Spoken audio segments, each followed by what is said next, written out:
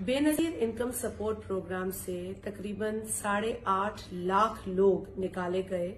और उसकी मुख्तलिफ वजूहात बताई गई। मसलन अगर आपने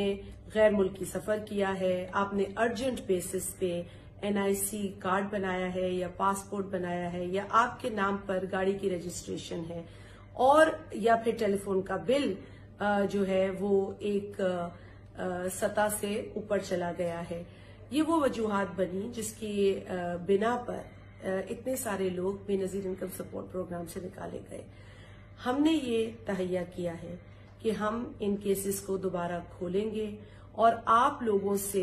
हम वो इन्फॉर्मेशन हासिल करेंगे, उसकी तस्दीक करेंगे और कोशिश करेंगे कि इन तमाम लोगों को दोबारा इस प्रोग्राम में शामिल किया जाए। आपसे गुजारिश है कि आप 8171 के ऊपर अपना शनाख्ती कार्ड नंबर भेजें अगर आप उन 8.5 लाख बेनिफिशियरीज में शामिल हैं। जिन लोगों को प्रोग्राम से निकाला गया या जिन लोगों को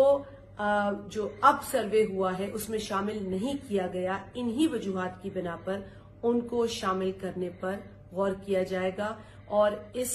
हुकूमत के आने के बाद आपको यकीन दिलाते हैं कि आपके साथ इंसाफ किया जाएगा।